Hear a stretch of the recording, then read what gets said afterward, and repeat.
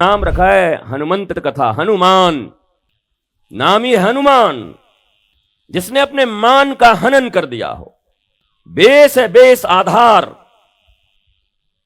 अगर आधार ठीक नहीं है तो कोई मकान, कोई दुकान, कोई बिल्डिंग टिक नहीं सकती। इस हनुमंत कथा का 1% फल भी उसी को प्राप्त हो सकता है जिसने बेस को समझा हो, जिसने अपने मान को मार दिया हो, मान से ऊपर उठ गया हो।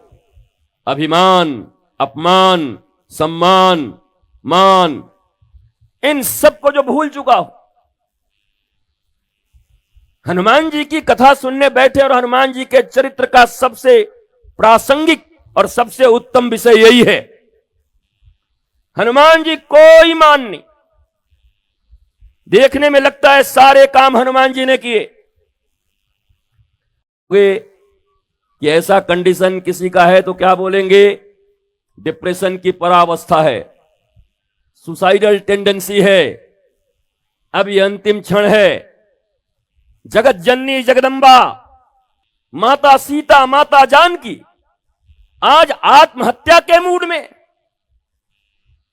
लोगों को बड़ा डर लगता है सब कहने और सुनने में, कई लोगों को। सीता जी के साथ आत्महत्या जोड़ना ठीक रहेगा गुरुजी? अरे कमाल करते हो, 21वीं शताब्दी के लोग हो,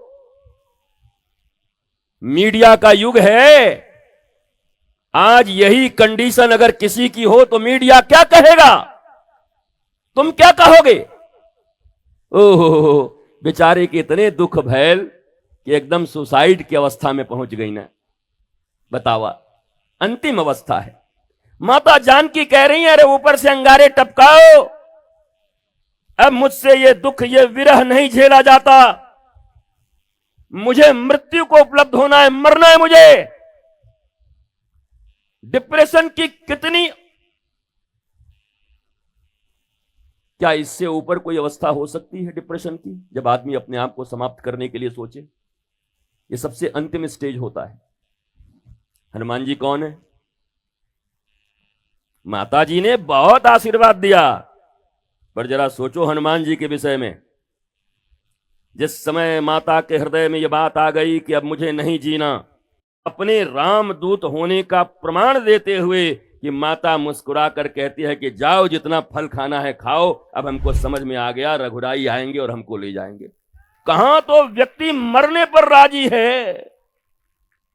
इसलिए कभी जीवन में ऐसे ख्याल आए तो बुरा मत मानना। ये माता सीता को भी आया था। कभी ऐसे ख्याल आए तो बुरा मत मानना। माता सीता को तो आया ही था, पर सती ने तो कर लिया था। थोड़ा कान खोल के बैठो अगर ठीक से कथा सुनना चाहते हो तो। और नहीं लाल कपड़े में वो रामायण और गीता और ये बांध बूंद के और चावल और अक्षत डाल के और उसी से अपनी भक्ति का प्रमाण देते चल रहे हो चारों तरफ, पर तुमसे दुखी कोई इस पृथ्वी पर नहीं है। अभाव में जी रहे हो, किसी के प्रभाव में जी रहे हो, दुख में जी रहे हो, पीड़ाओं में जी रहे हो, पर भक्ति का ध्वज छोड़ने को राजी नहीं हो। कोई कैसे कह देगा कि हम भक्त नहीं हैं? आजकल तो बात आम हो गई है, जिसने राम जी का फोटो लगा लिया, महाराज जी हम राम जी के भक्त हैं। हनुमान जी भी हंसते हैं, वाह भैया, फोटो लगा लेने से भक्त हो गए? भक्ति इतनी कठिन चीज है। नौधा भक्ति देख लो, हमारे भागवत जी में प्रहलाद की भक्ति देख लो, मीरा की भक्ति देख लो। यहां तो सहज ही 12 रुपया में फोटो लगा। महाराज जी हमने भोलेनाथ के भगत हैं। हालत कैसा है बेटा? बड़ा खराब चल रहा है, पत्नी बात नहीं सुन रही है, बाबूजी बहुत बीमार हैं, मित्र सब धोखा दे दे हैं, और साले के साथ पार्टनरशिप में रहे, सलवे धोखा दे गया। वाह भैया भगत जी, आपका जगत ठीक ठाक नहीं चल रहा है। भक्ति शब्द का इतना मजाक, ज्ञान शब्द का इतना अवमूल्यन, धर्म, कथा, अनुष्ठान, गुरु, इन सब का अवमूल्यन एआई टेक्नोलॉजी के जमाने में हर इंसान बस तुरंत उसको कुछ लाभ चाहिए, लोभ चाहिए, उससे ज्यादा वो कुछ मानने को तैयार नहीं। हालांकि पूरी जिंदगी नरक की जिंदगी जी रहा है वो। चाहिए तो तुरंत, पर उसके लाख प्रयत्न के बाद भी उसके नारकीय जीवन में कोई परिवर्तन नहीं आ रहा, उसके अभाव नहीं मिट रहे, वो प्रभावों के अंतर्गत ही जी रहा है। लेकिन कोई भी अगर बोलो कि आइए कथा श्रवण करने के लिए दिव्यता से, आपको 2, 4, 10 लोग भी दिखाई पड़ते हैं कथा सुनने वाले पांडालों में? नहीं होते। कुछ आयोजक, कुछ आयोजन करता, कुछ उनके बुलाए, कुछ इनके बुलाए, कुछ हमसे डरते हैं नहीं जाएंगे तो गुरुजी कहेंगे नहीं आया हमारी कथवा में। ये ऐसे ही है पूरा पूरा मामला।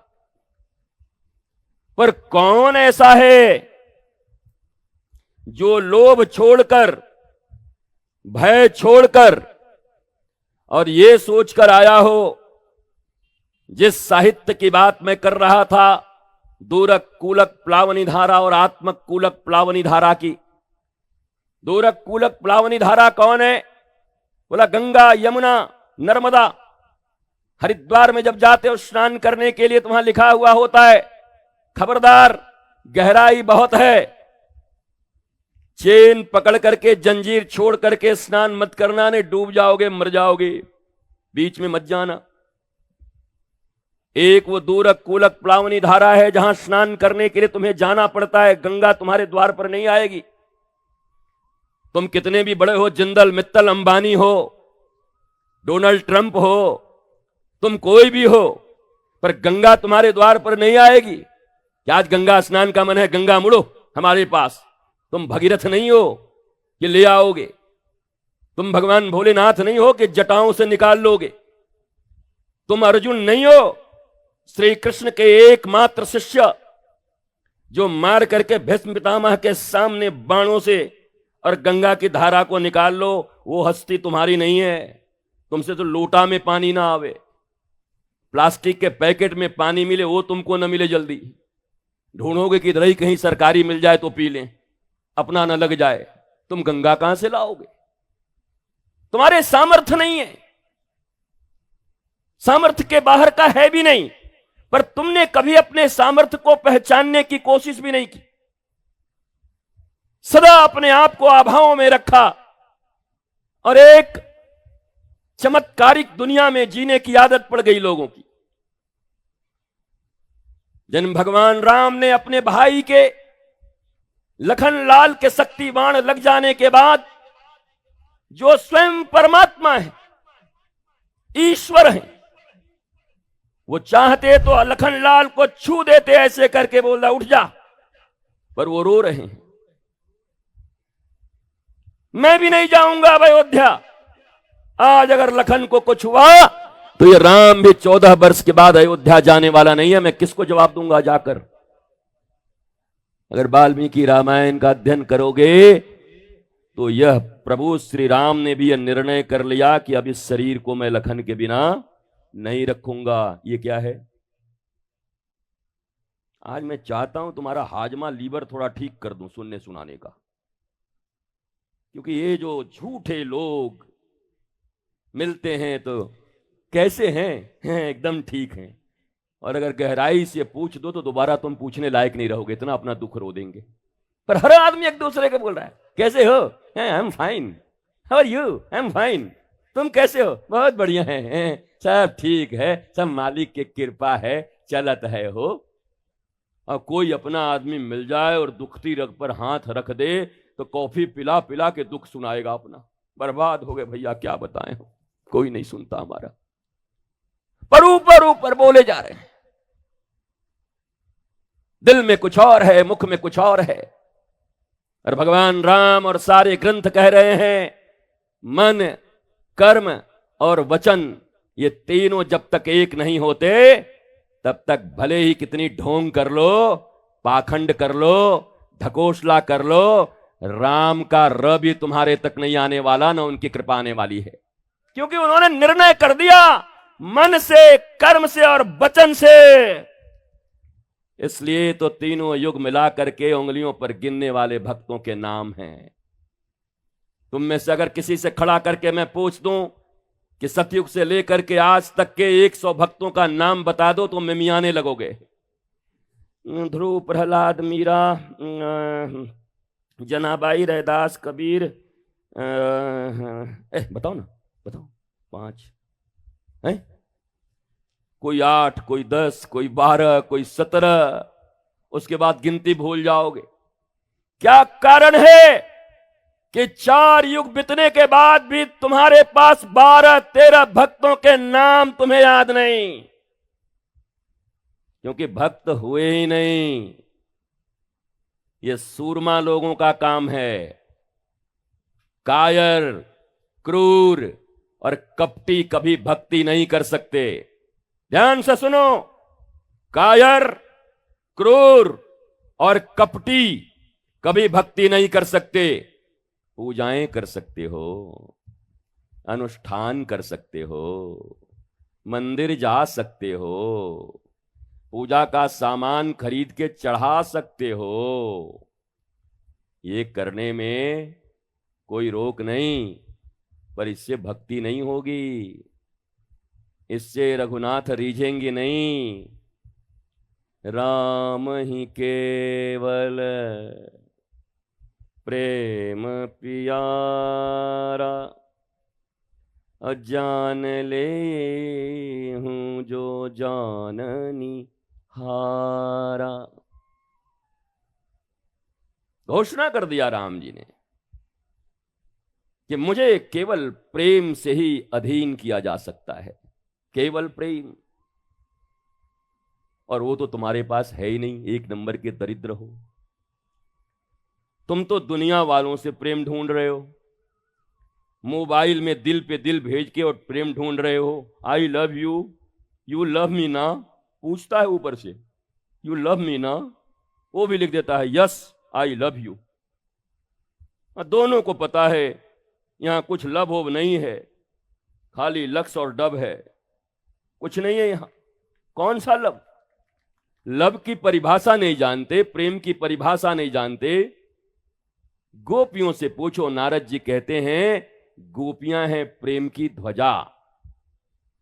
यथा ब्रज गोपिका नाम, व्यास जी लिख रहे हैं, यथा ब्रज गोपिका नाम। बोला प्रेम या भक्ति की परिभाषा अगर जाननी हो तो जैसे वाल्मीकि में लिखा हुआ है, रामो विग्रहवान धर्म। अगर राम जी चले जा रहे हैं तो धर्म फिर मत पूछना कि धर्म किसको कहते हैं, वो जो चले जा रहे हैं वही धर्म है। उनका चलना, उनका उठना, उनका बैठना, उनका बोलना, उनका सोना, उनका खाना, वही धर्म है, चलते फिरते धर्म। वैसे ही व्यास जी ने कहा अगर कोई पूछे भक्ति क्या है, बोला यथा ब्रज गोपिका नाम, चलती फिरती गोपियां ही भक्ति हैं। अगर भक्ति नहीं समझ आता तो केवल गोपी को देख लो तो समझ जाओगे भक्ति किसको कहते हैं। और बताओ उस भक्ति में हम कहां टिकते। कितनी प्यारी एक कथा है। भगवान ने एक बार बीमारी का बहाना बनाया कि ज्वर हो गया उनको, और फिर कहा भाई कैसे ठीक हो गए ठाकुर जी? बोला हमारे कोई भक्त अपने चरण को रज हमको दे दे और हम मस्तक से लगा लें तो ठीक हो जाएंगे। तो नारद जी बोले महाराज हम तुरंत ढूंढ के आते हैं। तो नारद जी पूरा लोक घूम गए, हर जगह उनकी गति थी पर कोई मिला ही नहीं। 2-4 लोग जो मिले बोले पगला गए क्या नारद जी? महाराज हम अपने चरण का रज भगवान को दे दे, नरक जाएंगे क्या हम? कैसी कैसी बात लेके चले आते हैं। गोपियों के पास आए, नारद जी ने कहा ठाकुर जी, बोला ठीक कैसे होंगे ये बताओ। बोला कोई भक्त अपने चरण रज दे दे और ठाकुर जी मस्तक पर लगा लें तो ठीक, बस इतनी सी बात। कहते हैं गोपियों ने इतने चरण रज निकाले सारी गोपियों ने कि नारद जी को बोड़ा का बोड़ा लेकर के आना पड़ा, जैसे कंट्रोल से चावल लेके आ रहे हो। बोला ये क्या लाए? बोला महाराज पूरी दुनिया घूम गए, त्रिलोक में घूम गए, ब्रह्मांड में आपका कोई भक्त नहीं है, सब बेकार भक्त हैं। तो ठाकुर जी ने पकड़ा और अपने बारे में क्या ख्याल है? कहें मेरे बारे में? अरे बोला, जब मैंने बोला था कि कोई भक्त अपने चरण रज को दे दे और मैं स्वस्थ हो जाऊंगा, तो नारद तू तो मेरे सामने ही खड़ा था, तूने क्यों नहीं निकाल दिया? तुम्हारी बुद्धि कहां गई थी? कहा, महाराज बुद्धि हमारी उड़ गई, हम खोजने चले गए। दुनिया में ऐसे ही लोग हैं। कथा करना है तो अपना ऊंट नहीं लगाएंगे, चंदा लाओ। गुरु जी की सेवा करनी है, अब हम ही सब सेवा करें। हम कपड़ा देख रहे हैं, आप थोड़ा खड़ुआ देख लीजिएगा, आप थरीवा देख लीजिए, आप गुरु जी का ये देख लीजिए। ये सजिया के सुई, हमने सुना था कि साझीदारों में बंटवारा हुआ और एक सुई बच गई। तो बोला कैसे करेंगे? अब घर का बदलाव हो रहा था, उधर से उधर जाना था घर। तो चारों भाइयों ने कहा, भैया इस सजिया कहे हम न ले जा, चारों जन का साझे का सुई है। कहते हैं इतना विशाल एक बहुत बड़ा लकड़ी लाया गया, उसमें इतनी मोटी रस्सी बांधी गई, उसमें सुई को पिरोया गया और चारों भाई लगाए। बोला सजिया कहे हम अकेले न ले जा, चला सब ले जा। बताओ, इतनी छोटी सी सुई थी, कोई एक उठा के ले जाता। सजिया का है, हम अकेले कैसे उठावे? गुरु भक्ति भी ऐसे ही लोगों की, साझेदारी की भक्ति कर रहे हैं। हमारी ड्यूटी है क्या? हम ही करेंगे क्या? पर आरुणि ने ऐसा नहीं पूछा।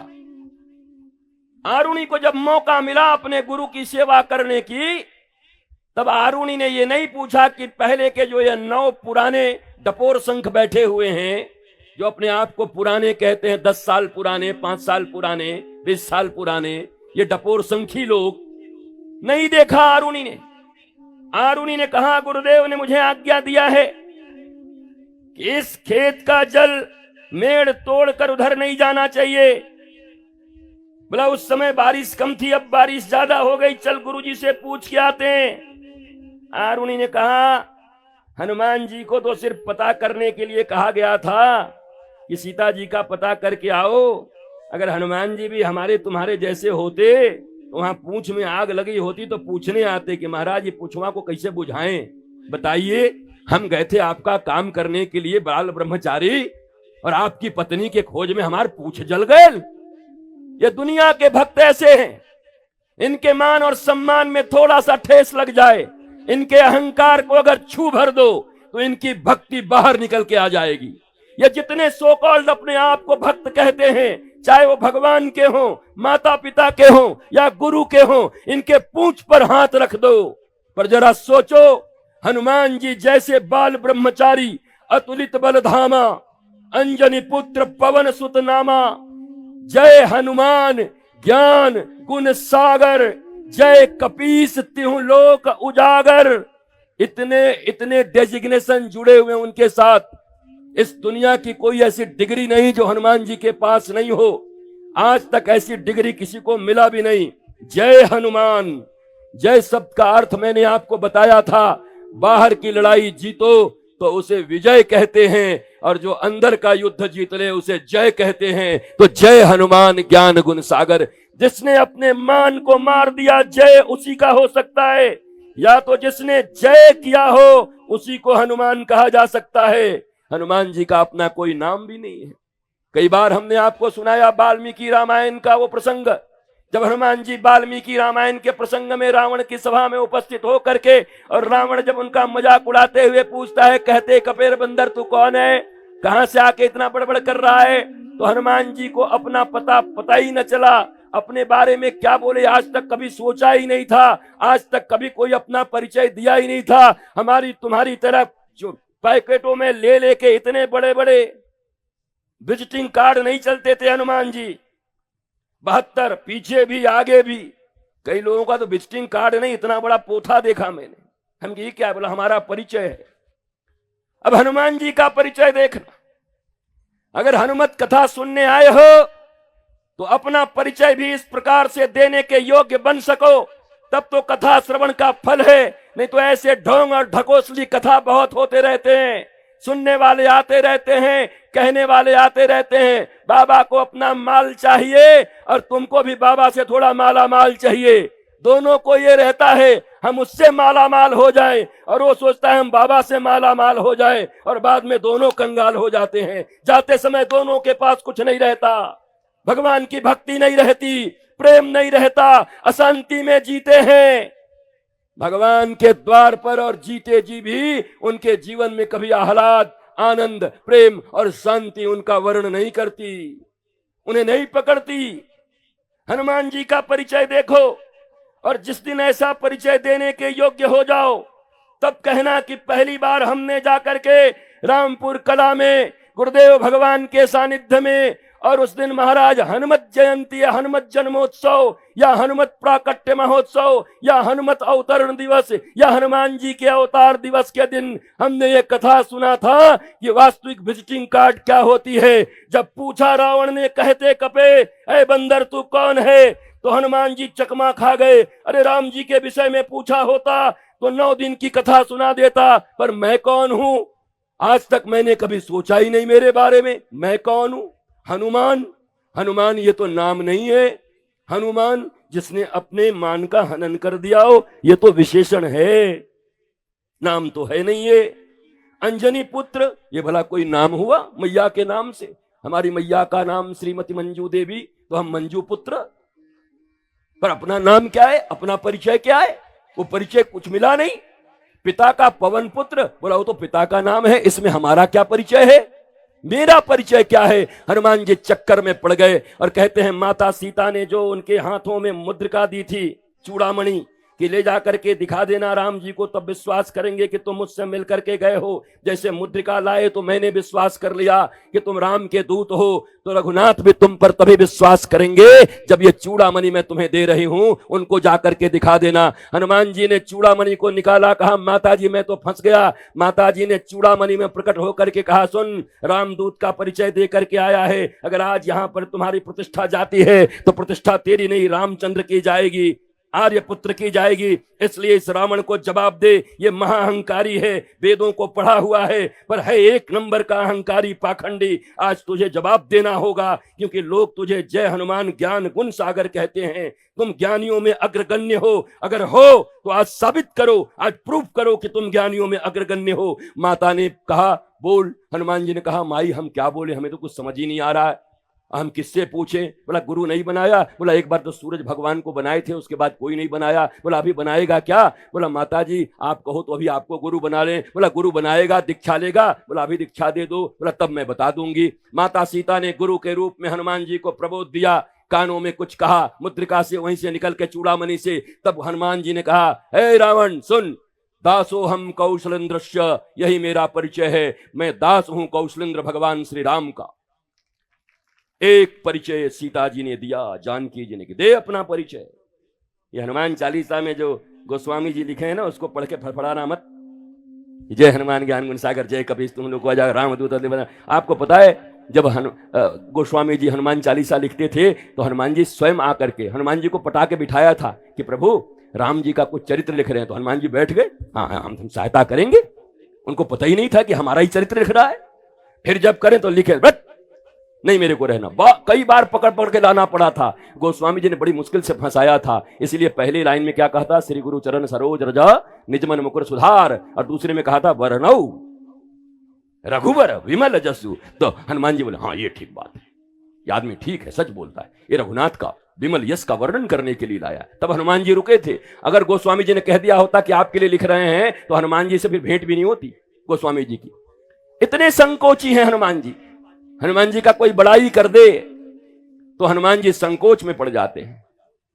पर हम तो पैसे दे दे के आदमी खड़ा करते हैं कि सुनो 10,000 रुपया रखा, जब हम आए तो हमरे विषय में बोली हा क्या, आप तो आप नहीं हैं, आप तो समझिए सीधे सबके बाप हैं। आप तो आप नहीं हैं, आप तो समझ लीजिए बिना जहर के सांप हैं, इनके काटने से भी कुछ नहीं होता है। परिचय के लिए लोग रखते हैं, हमारा परिचय क्या है। और हनुमान जी की कथा में आते हैं और हनुमान जी की विग्रह को रखते हैं। और आज देश के करोड़ों लोग हनुमान जयंती है कि जन्मोत्सव है कि प्राकट्य महोत्सव, इसी में उलझे हुए। जयंती मत बोलिएगा, हम बता दे रहे हैं। कोई कह रहा है जन्मोत्सव बोलिए, हम ठीक से कह दे रहे हैं। कोई कह रहा है अवतरण दिवस कह दीजिए, हम ठीक कह दे रहे हैं। हनुमान जी के चरित्र से किसी को मतलब नहीं। हनुमान जी का एक गुण मेरे भीतर में आ जाए उससे किसी को मतलब नहीं। अरे जिन्होंने अपना नाम तक नहीं रखा, जब कोई उनका नाम ले, जबकि साक्षात हरि कह रहे हैं, भगवान कह रहे हैं भरत जी से, ए भरत जी, बोला हाँ। भरत जी ने कहा महाराज जी सब जा रहे हैं, ये सुग्रीव जी जा रहे हैं, विभीषण जी जा रहे हैं, सब चले गए, ये कब जाएंगे? बोला ये कहां जाएंगे? बोला क्यों? बोला ये सेठ जी हैं। बोला सेठ जी मतलब? बोला इनका ऋण है, हम लोग ऋणिया हैं, सेठ जी का माल जब तक चुकाएंगे नहीं तब तक ये दरवाजे पे बैठे रहेंगे। बोला हम लोग ऋणिया हैं? तो क्या कहा राम जी ने? भरत भाई कपीते उरीन हम नाही।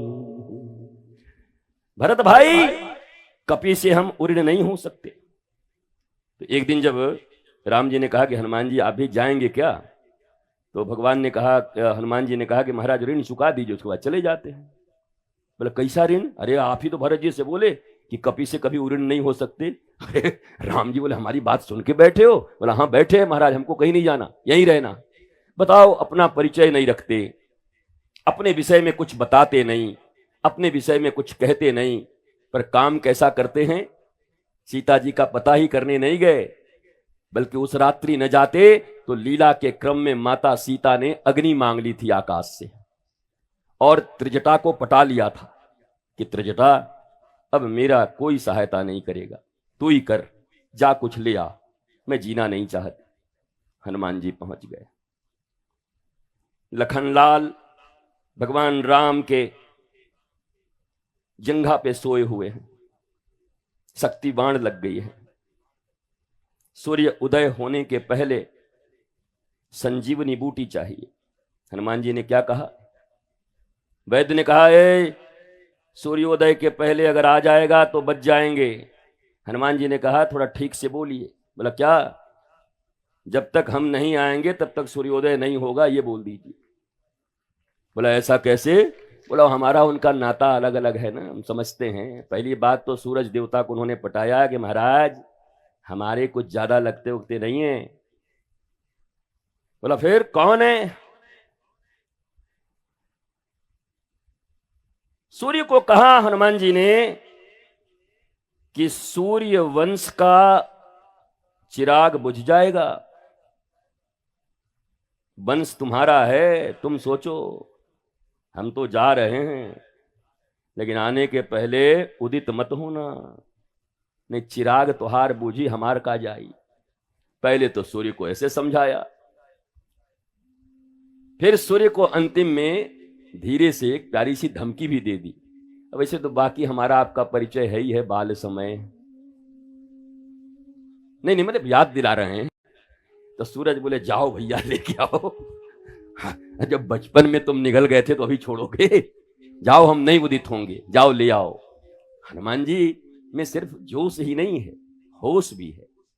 उनसे अच्छा वक्तव्य देने वाला, प्रवचन करने वाला इस पृथ्वी पर कोई, क्या ब्रह्मांड में कोई हो सकता है?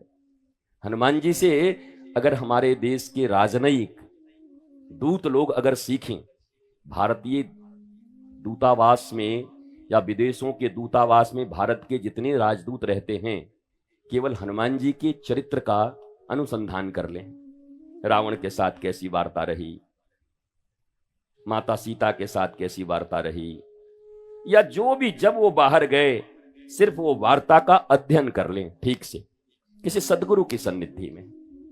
मुझे नहीं लगता, मैं आपको पक्का कह सकता हूं कि भारत केवल विजय का देश नहीं है, भारत तो जय जय का देश है। फिर कभी पराजय भारत की हो ही नहीं सकती, पर हम नहीं लेते।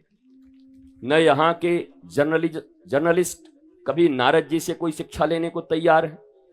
जर्नलिज्म के अगर कोई रोल मॉडल है तो नारद जी। एक ही साथ हिरण्यकश्यपु के पास भी बैठते हैं और नारायण के पास भी बैठते हैं। बताओ ऐसा कोई मिलेगा दुनिया में? दोनों से सहज संबंध है। आज तो मामला गड़बड़ हो जा रहा है, कुछ इधर ज्यादा छाप गए तो उधर से फिर छप जाओगे, इधर ज्यादा छाप गए तो उधर से नप जाओगे, मुश्किल हो जाती है। पर जर्नलिज्म के सबसे श्रेष्ठ आइडियल अगर कोई हैं तो वो नारद जी महाराज हैं। वैसे ही रामदूत के रूप में परिचय है हनुमान जी का। हनुमान जी का परिचय क्या है? जय हनुमान ज्ञान गुण सागर, जय कपीस रामदूत। क्या परिचय है? रामदूत। हनुमान जी का एक ही परिचय है, रामदूत। अपना परिचय कौन? जब मैं था तब हरि नहीं, अब हरि है मैं नाही, प्रेम गली अति साकरी तामे दो न समाही। हनुमान जी ने अपना परिचय ही गोल कर दिया। और याद रखो, जिसने अपना परिचय छुपा लिया, और आज तुम देख सकते हो राम जी का मंदिर बनने में 500 वर्ष लग जाता है, पर हनुमान जी का मंदिर तो गली गली में जहीं देखो वहीं पर बना हुआ है। बताओ, उन्होंने परिचय छुपाया था अपना, अपने परिचय को सामने नहीं लाया। मुझे नहीं, मेरा कोई परिचय ही नहीं है, मेरा परिचय रामदूत, राम जी का दूत। पर ये अहंकार, ये परिचय हमें देने नहीं देता। माता सीता ने जब उनको कहा कि अपना असली परिचय दो, तब उन्होंने कहा दासो हम कौशलेंद्रश्च, मैं कौशलेंद्र भगवान श्री राम का दास हूं। अब रावण बड़ा विद्वान था, पढ़ा लिखा था, और लोगों को भड़काने में बहुत माहिर था। तो हनुमान जी को देखा था कि अक्षय कुमार को मार के आया, मेरा बेटा को मार के आया है। अक्षय कुमार को कोई मार नहीं सकता था हनुमान जी के सिवा। अक्षय कुमार के पास यह वरदान था कि अंगद अगर जाते तो एक झापड़ में अंगद को खत्म कर देता। बृहस्पति के शिष्य थे अक्षय कुमार और अंगद जी, दोनों एक ही गुरुकुल में पढ़े हुए थे, एक ही साथ। वहां पर अंगद जी थोड़ा स्कूल में बच्चों में आपस में होता है ना, विद्यालय में, तो रगड़ते रहते थे रावण के बेटा को बीच बीच में। तो एक दिन गुरुजी समझाए, 2 दिन 3 दिन, एक दिन जब आकर के बोला ही तो रोज ही हमको मारते रहते हैं। तब बुला करके गुरुदेव ने कहा कि आज के बाद अगर एक झापड़, एक थप्पड़ भी मार दिया तो तेरा नाश हो जाएगा, तू वहीं खत्म हो जाएगा। तो फिर अंगद जी ने कभी उनको छुआ नहीं। तो इसीलिए अंगद जी की एक बात और है, अंगद जी ने जब कहा कि महाराज जाएंगे तो, पर आने में शंका है, क्योंकि उनको पता था, ये रावण को पता है कि ये हमको छुएगा तो मर जाएंगे और भेजेगा पहले उसी को, मरवा हमको देगा। महाराज चले तो जाएंगे पर आने में शंका है। हनुमान जी ने कहा चिंता मत करो, तुम्हारा जो शंका का लंका है उसको मैं ध्वस्त करके आता हूं, फिर जाकर के तुम टांग अड़ा देना और रावण को अपने टांग पे झुका देना। पहले तुम्हारा हम रास्ता साफ करके आते हैं। हनुमान जी ने रास्ता साफ किया। क्यों मारा अक्षय कुमार को? वो तो किसी को मार सकते थे, पर पहले अक्षय कुमार को मारा, समाप्त कर दिया। रावण ने पूछा कि मारने की क्या जरूरत थी, ऐसे ही बात बन जाती। तो हनुमान जी ने कहा ये सब तो राजनीति की बातें हैं, कैसे बताऊं, हमारा छोटा भाई अंगद भी तो कुछ दिन के बाद आएगा, तो निष्कंटक बना दिया हूं। तुम्हारे मरे तो मरने वाला है नहीं, क्योंकि वो उस बाप का बेटा है जो तुमको कांख में दबा के घूमता था, तो तुम तो मार नहीं पाओगे। तो तुम्हारे बेटे को गुरु बृहस्पति का वरदान मिला हुआ था, इसलिए मैंने मार्ग निष्कंटक कर दिया। मार्ग, हनुमान जी सदगुरु के रूप में। सदगुरु अपने अनुगत्यों का मार्ग कैसे निष्कंटक करते हैं ये देखते चलो। ये पूरा हनुमान चालीसा सदगुरु चालीसा के रूप में है। अगर ध्यान से पढ़ो, मैं कभी मिक्स करके इसको सोचता हूं करूं कि भगवान शिव जब पार्वती से गुरु गीता कह रहे हैं और गोस्वामी जी हनुमान चालीसा कह रहे हैं, इन दोनों को मिक्स करके, मिक्स वेजिटेबल जैसे बनता है, कभी बन के और प्रज्ञा के साथ, दिव्यता के साथ इसका श्रवण करो, तब आपको समझ में आएगा कि वास्तव में हनुमान जी सदगुरु, जीवंत सदगुरु के रूप में। अच्छा, हनुमान जी चिरंजीवी हैं, हनुमान जी चिरंजीवी हैं, सदा रहते हैं। इसलिए गुरु भी जीवन में कैसा होना चाहिए? बोलो, खाली फोटो से काम चली हो? रगड़ी कौन फिर? फोटो अगर रहे तो आशीष सिंह बस में आवे, ऐसे ऐसे करके चलेंगे, पर ऐसे एक बार अखबार देख लेते हैं तो कहते हैं चलिए चलिए ठीक करिए ठीक करिए ठीक करिए। गुरु सदा जिंदा चाहिए। वो शिष्य कभी शर्मिंदा नहीं होता है जिसका गुरु जिंदा होता है। जिंदा ही चाहिए, चिरंजीवी हैं सदगुरु, लिविंग आइडियल, जीवंत आदर्श, लिविंग, हमारी तुम्हारी तरह। तब हनुमान जी को भड़काया, कहा अच्छा तू दास है, नौकर है, कर्मचारी है, हम तो सोचे हमारे बेटे को मार दिया। मेघनाथ ने मारा तुमको वो फांस, उसको भी खोल दिया। अशोक वाटिका उजाड़ डाली। तो हमको लगा कि कहीं का हिंद केसरी होगा, बड़ी भारी पहलवान होगा, कहीं का राजा होगा। तो तू तो नौकर निकला, दास। तो हनुमान जी ने फिर देखा माता की तरफ कि माता जी तो बहुत बेइज्जती कर रहा है रघुनाथ की। तो माता जी ने फिर प्रबोध दिया, कानों में कुछ कहा, और उसके बाद हनुमान जी ने दोनों मुष्टिका बांध के और रावण के भरे दरबार में और गर्जना करते हुए कहा, सुन रावण, तू काम का दास, तू चाम का दास, तू नाम का दास, तू दाम का दास, तुझसे तो अच्छा मैं श्री राम का दास। दास्ता तो करनी पड़ेगी, या तो काम की दास्ता करोगे, या दाम की दास्ता करोगे, या अपने नाम की गुलामी करोगे, या किसी के चाम की गुलामी करोगे। और इन गुलामी को करते करते गुलाम ही आओगे पृथ्वी पर, और गुलाम ही जाओगे, और फिर पशु के रूप में आओगे। लेकिन जिसने राम की दास्ता स्वीकार कर ली, वो गलियों में और घरों में पूज्य हो जाएगा हनुमान जी की तरह। इसलिए हमारी आइडेंटिटी अगर तुम्हें भी अपने बनाने हो, क्या विजिटिंग कार्ड, तो यही बनाना एकमात्र। जहां जाओ अपने भगवान, अपने इष्ट और अपने गुरु का ध्वज लेकर के जाओ। कोई परिचय भी पूछे, कहो कि गुरु का दास आया है द्वार पर, आपके द्वार पर आया गुरु का संदेश लेकर के। कोई करके तो देखे, कोई बन के तो देखे। पर सारी लड़ाई नाम की है। देख नहीं रहे, भिड़ जा रहे हैं लोग, 8-8 10-10 साल से रह रहे हैं, भिड़ जा रहे हैं, सहन नहीं हो पा रहा। भक्ति भी कर रहे हैं पर नाम भी है, अभी गरिमा गई नहीं है, अभी शून्यता आई नहीं है। 10 साल हो गए, 5 साल, पर मिला कुछ नहीं, जीरो, और आगे भी नहीं मिलेगा, असंभव है। क्योंकि सुन रहे हैं हनुमान चालीसा, सुन रहे हैं हनुमत चरित्र, रह रहे हैं गुरु की शरण में, पर अहंकार तुंग होकर के बोलता है। थोड़ा सा बैठने में अगर सोफा न मिले तो टोपा उतर जाएगा, थोड़ा कोई धक्का दे दे तो एक से लेके पूरा ऊपर से लेके नीचे तक का उद्धार कर देंगे। और हम हनुमान जी की कथा सुन रहे हैं। चलो टाइम पास करने हम भी आए हैं, तुम भी करो, टाइम ही तो पास कर रहे हैं। समय बिताने के लिए करना है कुछ काम, शुरू करो अंताक्षरी लेकर हरि का नाम। ये अंताक्षरी चल रही है, हमको भी खूब पता है कि हमारे टरटराने से तुम्हारा कुछ होना नहीं है, और तुमको भी खूब पता है कि इसके टरटर करने से हमारे भीतर कोई परिवर्तन होना नहीं है। हम तो आश्वस्त हैं, इसलिए हमको दुख उख नहीं होता, और आश्वस्त हैं इसीलिए कहते हैं भाई माई को एक थोड़ा ठीक दिया करो, गर्जा करें, परिणाम तो हमको पता ही है। बोला फिर क्यों कथा करते हो? बोला कथा इसलिए करता हूं कि लोगों को शास्त्र की बातें सुनाने के क्रम में लोगों को समझ आए ना आए, पर सबसे बड़ा श्रोता मैं खुद हूं। जो मैं सुनाता हूं कहीं मैं न भूल जाऊं, मैं उस चरित्र का पालन करूं, मैं हनुमान जी के आचरण के पीछे चल सकूं, इसलिए कथा सुना देता हूं।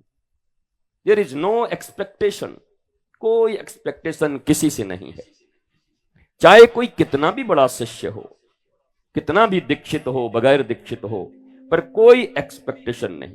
चाह गई चिंता गई, अब मनवा भई बेपरवाह, और जिनको कछु नहीं चाहिए उनका नाम है साहन का साह। वही शहंशाह है दुनिया में। चाह नहीं रखते, कोई चाह नहीं रखते।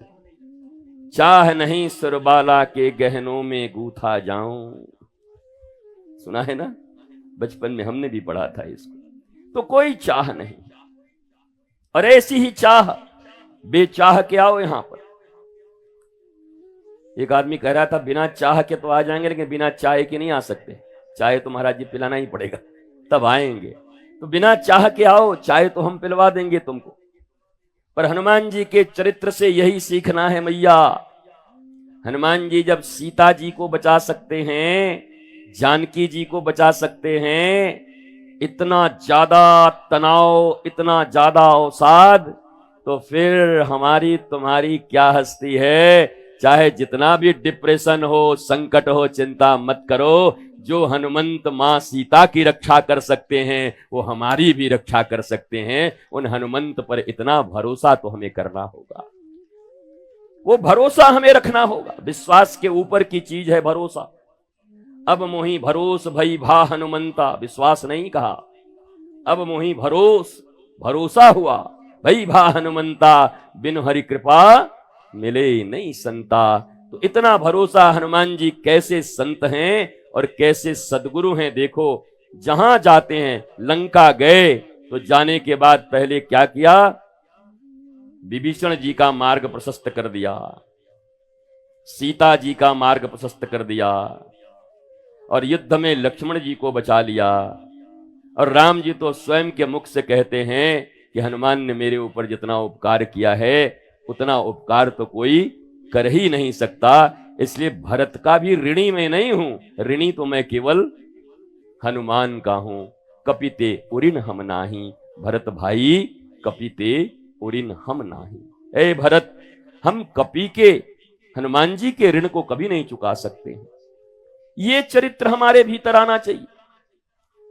केवल चमत्कारों के चक्कर में मत पड़ो, हाय हाय करते रह जाओगे पूरी जिंदगी। और सीधी बात करता हूं, अगर केवल हनुमान चालीसा पढ़ लेने से ही सबके संकट मिट जाते तो तुम्हारे देखे जाने में 100 लोग पढ़ते होंगे, उनके क्यों नहीं मिट गए? बताओ ना। तो उसमें भी डर रहे हो कि हम ऐसा कैसे बोले हनुमान जी नाराज ना हो जाएं। हम तो बोल रहे हैं, हम पे तो नाराज नहीं हो रहे, हम पे तो बहुत प्रसन्न है। करे बहुत बढ़िया बात, जो बात हम नहीं बोल पा रहे वो आप बोल दो महाराज बैठ के। तुम्हारे ही घरों में, तुम्हारे परिवारों में, तुम्हारे रिश्तेदारों में रोज सुबह उठ करके भुनभुनाने वाले हनुमान चालीसा, उनका जीवन कितना उटपटांग है, कितनी संकट है उनके जीवन में, कितनी तकलीफें हैं, क्यों नहीं मिट गए? जो सतबार पाठ कर जोई, छूटई बंदी महासुख होई। आज ही पढ़ लेते हैं, आ जाओ। कल क्या है, आज इतना बढ़िया दिवस है, आज ही 100 बार पढ़ लेते हैं सब। और कम से कम जितने यहां लोग बैठे हैं उनका सब संकट टल जाएगा। उनको अब कुछ नहीं करना पड़ेगा, वो तो बस आबर मुंह में पर, वो तो पड़े रहेंगे, माल उन पर गिरता रहेगा झरझर करके। अमेरिकन डॉलर बरसात हो जाएगी तुम पर, तो फिर हो जाएगी। तो बुद्धि कहां गई, कहां गई? और अभी मैं एक ताबीज लेके आ जाऊं, ये ताबीज ले लोगे तो जीवन के सारे संकट मिट जाएंगे। आज हनुमान जयंती के दिन, हनुमान जन्मोत्सव के दिन केवल 551 रुपया। तो इतनी क्रेडिबिलिटी है कि 1 लाख तो एक ही दिन में बिक जाएगा, हम तो हो जाएंगे माला माल। पर क्या तुम्हारा हो जाएगा? तुम्हारे तो घर बड़े पड़े हैं, तुम तो घरों में जो मंदिर रखे हो, ठाकुर जी को लोहे में दिक्कत हो रही है, इतना भर दिए हो। गणेश जी बैठे हुए हैं, बगलई में हनुमान जी को खड़ा कर दिए हो, काली मां को भी बिठा दिए हो, दुर्गा जी भी लेके बैठी हुई हैं। नेक से गणेश जी सांस भी लेवें तो दुर्गा जी का त्रिशूल गणेश जी में न चला जाए। यह हालत है तुम्हारे मंदिरों की। मंदिर नहीं बना करके अजायब घर बना के रखे हो, बड़े सनातनी बनते हो, बड़े धर्म के रक्षक बनते हो। आवे ककहरा नहीं, धर्म का मर्म नहीं, और धर्म रक्षक होने का गौरव प्राप्त करना चाहते हो। एक इष्ट एक निष्ठ, एक संत एक पंथ एक ग्रंथ, या अगर रखने की हस्ती हो तो ठीक से रखो। पर वैसे कहीं देवताओं को रखते हैं? जिस प्रकार से तुम्हारे मंदिर हैं, जिस प्रकार से तुम्हारे घरों में फोटो फड़फड़ा रहे हैं फटके पंखे से, तुम हवा खा रहे हो और हनुमान जी उड़ रहे हैं फड़फड़ा के फोटो में, दुर्गा जी आधी फट गई हैं, काली जी, ये कहा वैष्णो देवी से पिछले बरस आए थे बहनोई जी, तो वही दिए हैं, फड़फड़ा गए, फट गए, टांगे हुए हैं, और तुम टांग पसार के सोए हुए हो। अब भक्ति का ढिंढोरा पीटते चल रहे हो। भारतीयों, तुम्हारे धर्म की ध्वजा यूं ही नहीं झुक रही है। तुम्हारे जीवन में ऐसे इतनी अशांति नहीं आ रही है। सनातन धर्म, सनातन संस्कृति क्रांति का विषय था। मनुष्य के जीवन में क्रांति लाने वाला धर्म, मनुष्य के जीवन में सामंजस्य, आनंद, प्रेम लाने वाला धर्म। और आज वो धर्म तुम पर बोझ बन गया। जिस धर्मवाद की मैं बात कर रहा था, कथाओं की कमी नहीं, जागरणों की कमी नहीं, पूजाओं की कमी नहीं, सब कर रहे हो, पर अशांति क्यों है? मुझे जवाब दो, उत्तर दो। और उत्तर एक ही मैं पूछता हूं, तुम में कोई कमी है या भगवान में कोई कमी रह गई? बताना तो पड़ेगा। तुम में कमी है या भगवान में? यहां ऐसे भी लोग बैठे हैं, कह देंगे भगवान में हुई महाराज, हम का जाना था, हम तो ठीके से करत हैं, भगवान नहीं सुनत है तो हम का करें। भगवानों में कह देंगे। तो अब मैं पूछता हूं, जिन भगवान में कमी है उनकी पूजा क्यों? मैं जो प्रश्न कर रहा हूं ध्यान से सुनो भारतवासियों। यही प्रश्न आज भारत में उठ रहे हैं, तुम जवाब नहीं दे पा रहे हो। खाली लाठी डंडा उठ रहे हो लेकर के, उधर से भी डंडा इधर से भी डंडा, कुछ होने वाला नहीं है इससे। तुम्हारे पास उत्तर है क्या? ज्ञानी नाम अग्रगण्यम की संतानें हो तुम, जय हनुमान ज्ञान गुण सागर हो तुम, विवेकवान हो तुम। है क्या उत्तर तुम्हारे पास? दोगे उत्तर अगर यही प्रश्न तुमसे कोई पूछे तो? नहीं है। जन साधारण के पास कोई उत्तर नहीं है। तो जब तुम स्वयं ही वो प्रैक्टिस नहीं करते, अभ्यास नहीं करते, तो फिर दूसरा कोई अगर तुम्हारे बारे में कुछ बोलता है तो इतना बुरा क्यों लगता है? चोर को अगर चोर बोल दिया जाए तो बुरा क्यों? और मैं चोर नहीं हूं और कोई चोर बोले तो बुरा क्यों? दोनों ही अवस्थाओं में बताओ। हमने चोरी नहीं की और हमें कोई चोर बोले तो किस बात का दुख है? और हमने चोरी की और किसी ने चोर बोला तो दुख किस बात का है? अनिल का नाम होगा तो अनिल से ही पुकारा जाएगा, सुनील का नाम होगा तो सुनील से ही पुकारा जाएगा। अगर चोरी किया है, भ्रष्टाचार किया है आपने, जंगल काटे हैं आपने, नदियों को प्रदूषित किया है आपने, गंगा यमुना को रहने नहीं दिया आपने। अभी हैदराबाद जहां लंग्स कहा जाता, भाग्यनगर हैदराबाद में रातों रात 100 एकड़ 400 एकड़ का जंगल रातों रात काट दिया। हजारों मोर, हजारों हिरन रो रहे हैं, मर गए। वो वोट नहीं देते ना, उनका वोट नहीं है। आज के समय में जिनका वोट नहीं है उनका कोई पूछ नहीं है। उन मोरों ने वोट नहीं दिया ना। लेकिन जब पूजा करने पे आओगे तो मोर पंख लगा के आ जाओगे, भगवान को मोर पंख खरीद के दोगे। मोर पंख का ड्रेस लाए हैं वृंदावन से हम ठाकुर जी के लिए, पर उसी 100 एकड़ के जंगल को काट कर पैसे के लोभियों ने मोरों को जिंदा ही मार दिया। हजारों मार दिया, हिरणों को मार दिया, उन जंगली जीवों को उनको जीने का अधिकार नहीं। और खामोश है पूरा भारत, आवाज नहीं निकलती। और ये वही भक्त लोग हैं जो मयूर वृक्ष को धारण किए हुए श्री कृष्ण की पूजा करते हैं। ये वही लोग थे जो सोमनाथ में बैठे हुए थे और सोमनाथ को तोड़कर मिट्टी में मिला दिया गया था। ये वही लोग थे।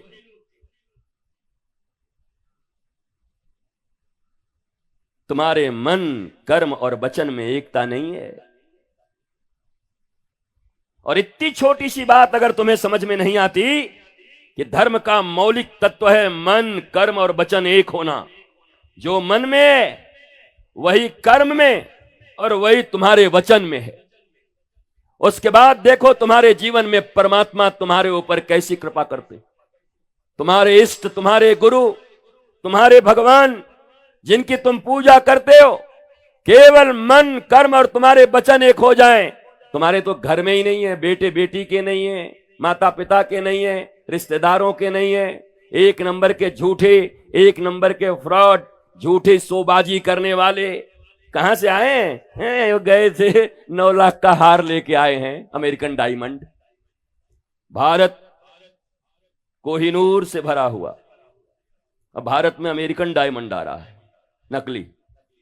सारी दुनिया को डायमंड देने वाला भारत, अंग्रेज उसी को लूटने के लिए यहां आए थे, कोहिनूर।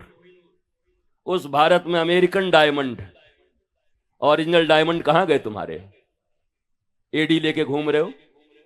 उसके बाद भी कह रहे हो हम विकसित हो रहे हैं, उसके बाद भी कह रहे हो हम विश्वगुरु बन रहे हैं। क्या कभी ये विचार नहीं करते कि आने वाले समय में हमारी संतानों के साथ क्या होगा? आज तुम तो यहां बैठकर चैन से सुन जा रहे हो कथा, पर क्या तुम्हारी संतानें सुन भी पाएंगी? कहीं जाकर शांति से सुन पाएंगी? इस देश में नहीं सुन पाएंगी। उनके लिए आपने क्या किया है? अपना व्यक्तिगत कोई बताइए कि मैंने ये प्रयास किया है।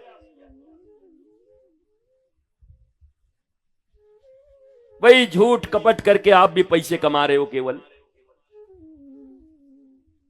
और आप धर्म भी करते हो, और आपको पता है कि अधर्म से लाए गए धन के प्रभाव संतानों पर ही पड़ते हैं। तो क्या अपने ही बच्चों को मारने के लिए, पागल बनाने के लिए, विकलांग बनाने के लिए कमा रहे हो? जवाब क्यों नहीं देते? तुम्हें पता है अधर्म से की गई कमाई, अन्याय से की गई कमाई क्या तुम्हारे संतानों को ठीक से जीने देगी? क्या तुम्हारे द्वारा किए गए कर्म तुम्हारे ऊपर लौट कर नहीं आएंगे? उसके बाद भी लगातार कथाएं सुन रहे हो, धार्मिक कहला रहे हो, पर तुम्हारे जीवन चरित्र में कोई परिवर्तन नहीं आ रहा। कहने को कुछ और करने को कुछ और। व्यासपीठ पर बैठ करके मैं ईमानदारी की बात करूं और नीचे उतरकर अंडर टेबल तुमसे पैसे मांग लूं, तो दुनिया जाने न जाने तुम्हारे निगाह में मेरी चरित्र क्या रहेगी। तुम क्या सोचोगे कि बोलता तो है मुझे पैसे नहीं चाहिए, पर नीचे उतर के बता गया कि गौशाला के लिए भेज देना। क्या सोचोगे? क्या अंडर टेबल घूस देने तुम्हें नहीं आता? इतने मूर्ख हो तुम? तुम्हें भी आता है कि अंडर टेबल घूस कैसे देते हैं, मिठाई के डब्बे में नोट कैसे पहुंचाते हैं ठेकेदारी प्राप्त करने के लिए। दिवाली पर मिठाई लाए हैं, क्या तुमको यह भ्रष्टाचार समझ नहीं आता? तो अब तो कथा प्रूफ हो चुके हो तुम, अनुष्ठान प्रूफ हो चुके हो तुम। धर्म बस दिखावटी दांत हैं हाथी की तरह तुम्हारे लिए, दिखाने के दांत कुछ और खाने के कुछ और।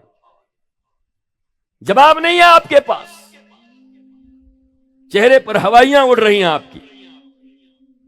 नंगा महसूस कर रहे होंगे आप अपने आप को कि यही कर्म तो मैं करता हूं। न जाने कौन कौन से कर्म मैंने किए हैं।